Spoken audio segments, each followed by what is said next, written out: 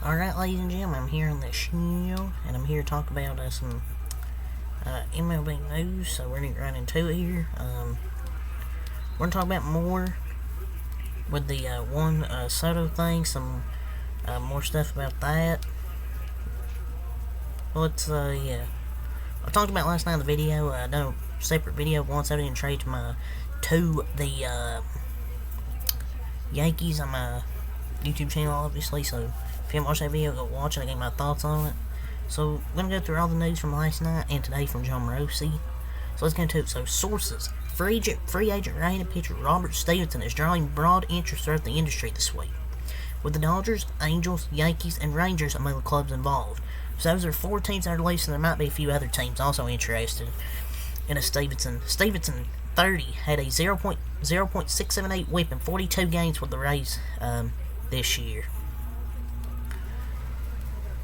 So the Mets definitely need to get involved here to get a good, bullpen arm in Robert Stephenson. He was really good for the Rays last year. In the 42 games out of the bullpen, out of 42 games out of the bullpen. The Yankees could add a bullpen arm after getting Soto. They could still go out there maybe a starting pitcher, bullpen arm. He probably had his best year of his career last year, so I wouldn't mind the Dodgers we can get him, because we could use another reliever. Just stack up our bullpen.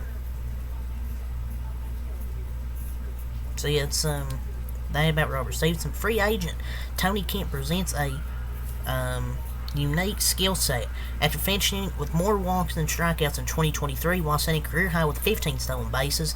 The Blue Jays are among the teams considering Kemp a left-handed hitter for a super utility role. Probably the random post of the day yesterday from Jon Morosi. He's a solid option. He's a solid utility player.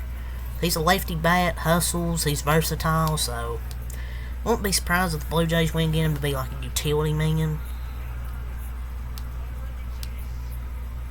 He's a super likable guy too. He's a solid player. He's not great, but he's a solid utility player. So it was reported yesterday that the source, Eduardo Rodriguez, and the D-backs have had advanced discussions about a multi-year contract. This came out about 9:47, a little bit before a deal was done. At the time a deal was not finalized, but the NL champions are among the finalists to sign them. And then it said,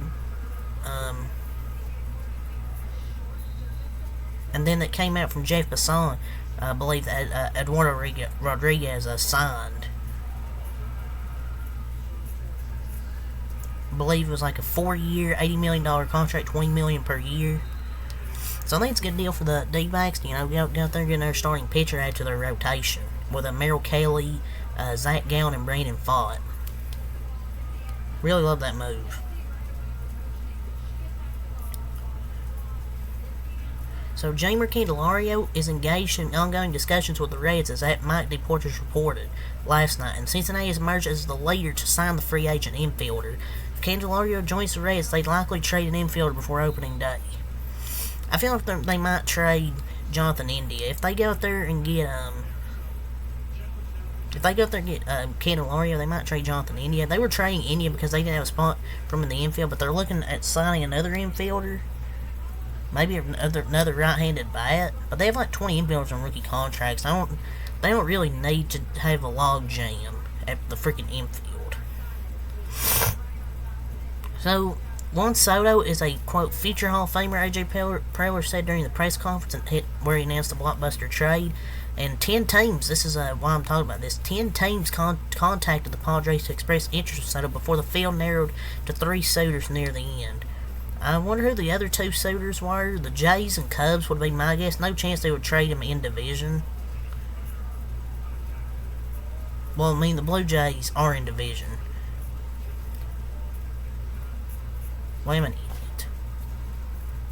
No chance the Padres would trade him in division. I think the other 2 were probably either the Yankees' other division rival, the Toronto Blue Jays, and the Cubs. That's probably where the other 2 finals had to say. So, Fernando Tatis Jr. is one option to play center field for the Padres. A.J. Preller said, although Preller acknowledged he's found a, quote, home And right, Preller said Jacob Marcy, CMU baseball alum, will have a chance to compete for the center fielder role during spring training. Man, no way he's going to play center field. I feel like he's found out his role in right field. So Michael King was evaluated very favorably by Padres scouts multiple times this season after moving into the Yankees rotation. Preller said he envisions King as a starting pitcher in 2024 and beyond. I feel he's going to be like a Seth Lugo 2.0. Like a pretty decent starting pitcher for him. And some other stuff about this trade. Preller said he'd like to add at least one reliever who can pitch in the 8th or 9th inning. The Soto trade affords him the financial flexibility to do so. I think they can go out there and get a solid reliever. They can pitch in the 8th, 9th innings. They can either be the setup man or close it out. Drew Thorpe, who was part of that trade, sent from the Yankees to the Padres. He could arrive to the Padres MLB rotations early. He can arrive to the Padres MLB rotation as early as the 2024 season, Preller said. The rotation needs all the help it can get, really. They can go out there and sign another starting pitcher, so, I mean, they could. So Eduardo Rodriguez was very impressed by his in-person conversation with the D-backs in the winter meetings this week. He was swayed by the thoughtfulness of the team's presentation and chance to leave in one place year-round. It's good for the D-backs, and they probably got the money too. Basically what he's saying is the money. Jeimer Candelario is expected to play third base and first base for the Reds, while also getting at bats as a designated hitter. His precise role depends in part of whether the Reds trade an infielder to improve their rotation. Like their infield's gonna be freaking a log jam. Like they have a lot of talented players, but it's gonna be a freaking log jam there. The Giants and Padres are active on center field, including free agent Harrison Bader. Jung-Hoo Lee is of interest to both clubs. Credit to John Heyman for his reporting on Lee's robust market. And the Giants should never say anything about their off-season plans. They do this every year. Like, oh, we're going after all the top free agents, and then proceed to sign the Harrison Baders of the world. Or some just random players outside. Pretty much.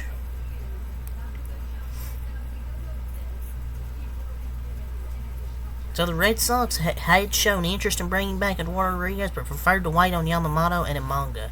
It's a right move by the Red Sox, out with the old, in with the new.